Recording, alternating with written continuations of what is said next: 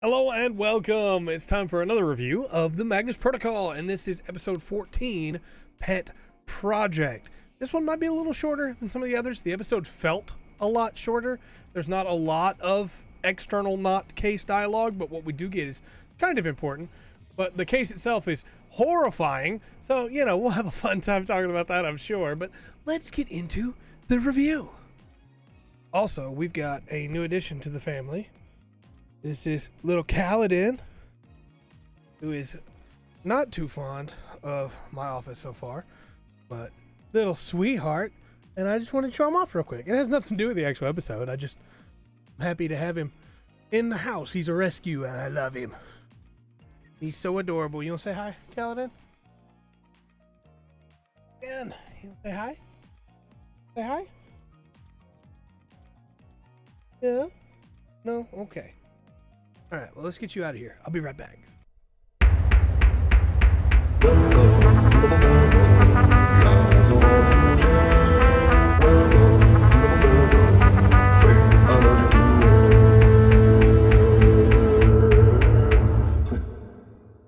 This episode, like two previous episodes, was guest written, and I think this one, like the previous two, flowed really well with the rest of the series. I think it fits in really well.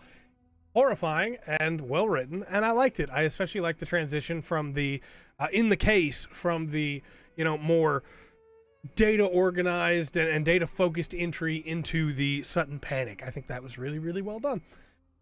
That said, let's get into the classification. The classification is CAT 1RB 4426-0108 1995-150-32024. And it is Transformation, Snek, Horde, and then at least in the Patreon version that I'm listening to and reacting to and reviewing, it doesn't have the brackets, but I'm expecting the brackets to be Infection. We'll see if the full episode has that. If it doesn't, that's also telling in some ways. So anyway, before we get into the actual case, which is what I want to talk about, we have the expected and awkward conversation between Celia and Alice. It's very awkward when Celia lets out that breath at the end, just a whoo. I felt that. I was, oh yeah, no, this is not wonderful. But from a writing perspective, it's not bad at all, right? I'm not saying it's poorly written. I'm saying from a character perspective, I do not envy where Celia is at, because it's very clear that Alice is still carrying a torch for Sam. I'm not a big fan of love triangles in media. I'm willing to hear this one out and see where it goes, right? Love triangles are one of my least favorite tropes, but I think that this could lead to some really interesting character interactions, so we'll see. This one was interesting, but definitely was awkward, and it was supposed to be awkward, so it was well done, but ooh. And then we get Lena looking for Gwen, and Gwen's comments later when she talks to Sam that make it seem like either Gwen has made a mistake or Gwen is avoiding her next assignment. Couldn't necessarily blame her if she is, but it's also another episode where we don't have anything about Colin. The further away we get from Colin, the more worried I get for Colin, the more convinced I am that something terrible has happened to Colin. I'm expecting him to just pop back up again partway through, but we'll see. We'll see. He's already done it once, but I'm still worried about Colin. Anyway, the actual case itself for this episode, which is the meat and potatoes of this episode, right? This one is rough in all the best ways. It's set up super well. All of the little innocuous details that seem like they don't matter pay back in a really profound way. I kept looking for a tie-in for the Gosling that the little girl is holding, the toy Gosling, because that's such a specific detail, and I think that's just supposed to be about the relationship between Alyssa and their dad. That said, there's been a lot of statements over the course of all of Magnus, right? And many of them have made me feel emotional, but none of them have hurt me necessarily. I guess I say none of them. There have been a couple that hurt. There have been a couple that made me go, The big one with Daisy towards the end of Magnus Archives hurt. That one hurt me. This one hurt me. Something about this idea of this person that this is the job they do, They call the police, and then their last recorded message is to their dad. And there's a line in here of, it's not your fault. Don't blame yourself for not answering the phone. It's not your fault. That just like, I can feel the hurt as the dad gets his messages and realizes he didn't answer the phone. It was the last opportunity and he didn't answer the phone. Just, it breaks my heart, man. It's really, really well done. I have no idea who this dad is, but I already feel like I have an incredible grasp on their relationship from just the little lines that we get. This, the way you taught me. And when I saw the little girl holding her toy Gosling, I thought about us. There's so much good in there for tragedy. And that doesn't even get into the actual, like, good Magnus stuff in here. It's, I mean, not to say that Magnus doesn't have great tragedy, because absolutely it does. The final moments between two characters at the end. Why am I not talking spoilers? We're full spoilers. The final moments between, like, John and Martin. It's, oh, my heart. But this one was not, like, characters that I'd gotten attached to hurt. This was a single line made my heart hurt. To me, that's great writing, right? Absolutely loved this episode. What I didn't love is I'm not a huge fan of snakes. I'm not afraid of snakes, but I live out in the middle of nowhere country, and I have chickens and I have dogs and cats, and you saw the kitten that I brought in here a minute ago. Snakes like to eat those things when they're small, and so snakes and I don't have the best relationship. I actually think that, like, pet snakes are kind of cute, right? Like the whole, like, love noodle or whatever I've seen some people call them. But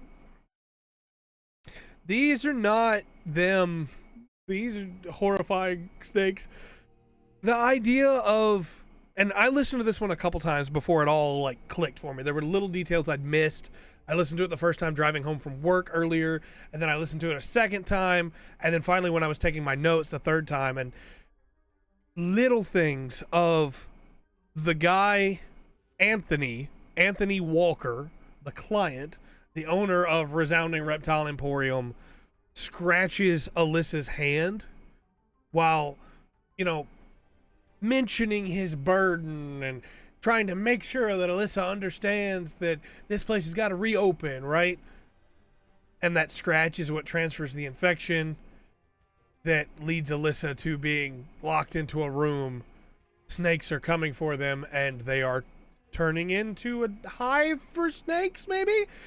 Like, just the idea of the reason Anthony is so insistent on trying to sell a snake to the dad of this little girl, that he's, like, reaching over the counter and grabbing for him, is he's probably trying to scratch him too.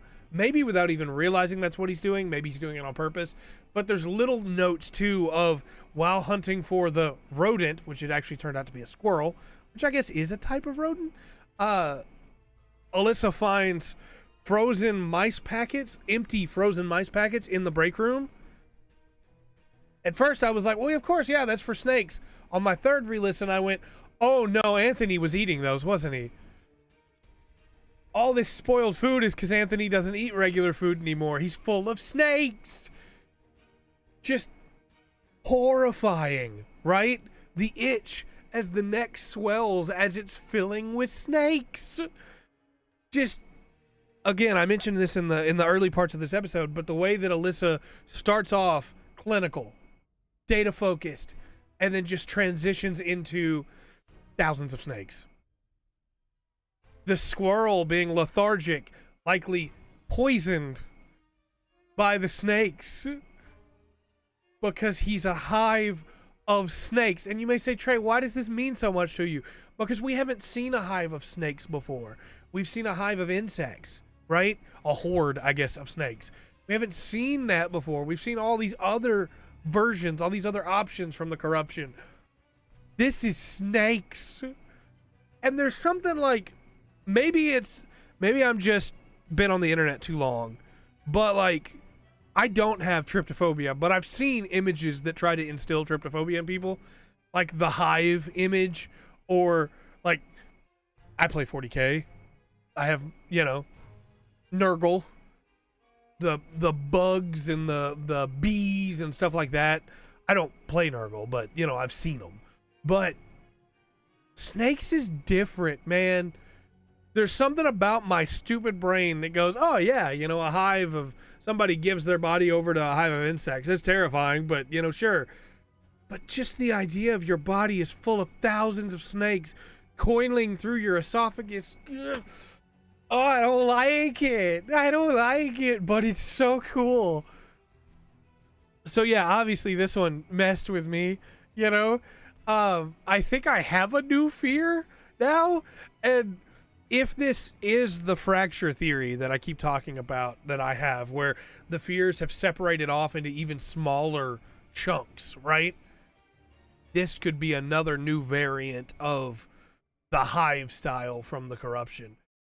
If it's something else, maybe his desire, his love for these snakes that he sells bloomed into, I wish I was like them, or I wish I could give them a home, and his body became the home. Maybe that's why, instead of trying to scratch the dad of the little girl, maybe that's why he was so insistent on trying to sell the snakes, is because he had a desperate desire to give them a safe home, and that home became his body. I don't know, I like this one a lot, and there's the final, like, big reveal right at the end of, also horrifying, that Alyssa had closed the door and could hear the snakes in the walls and forgot about the hole that the squirrel had used to get in. Just, oh man. Yeah, the snakes are going to come pouring out. It's going to be horrifying. But it also, in the best possible way, made me think about the rats in the walls, which, for all my problems with Lovecraft, there were some cool ideas in there. And the rats in the walls is one that has always stood out to me, of the idea of, yeah, rats do that. They live in walls. Ugh. I mean, I guess the snakes would eat the rats, right? And then they'd eat me. But the final mention of the Institute, the rejection letter from some institute pinned to the wall with kitchen knives. What is the tie there? Is this people that have abilities, people that are receptive or susceptible to entities? What is the tie here, that this man Anthony Walker was also rejected by the Institute and then became a hive for snakes? Again, this episode felt really short, right? Because the story was short to the point. It was great, but I feel like it gave us a lot more questions that I don't have answers for. My current working theory, which obviously will change as the weeks go forward, is that people are rejected by the Institute because they're missing something, but that same thing that they're missing, they're also like on the road to that piece that they are missing, that the Institute wanted from them, and that leads them to be susceptible to these things. I think we're probably going to see that Needles was rejected by the Institute and was susceptible to something, which led to what he is now. And I'm expecting, because we know Sam got rejected by the Institute, that something's going to happen there. Because Sam mentioned that everything went wrong in his life when he was rejected by the Institute, which makes me feel like maybe when you get rejected by the Institute, something else is watching. And that's when you get approached there. We'll see.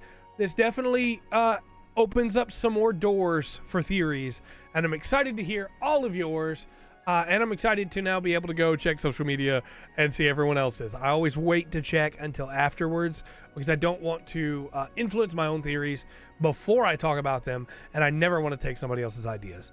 So let me know your thoughts in the comment section down below, and until next time, I've been Trey. This has been The Full Spectrum. Remember to always enjoy the full spectrum. The Magnus Protocol. That is off.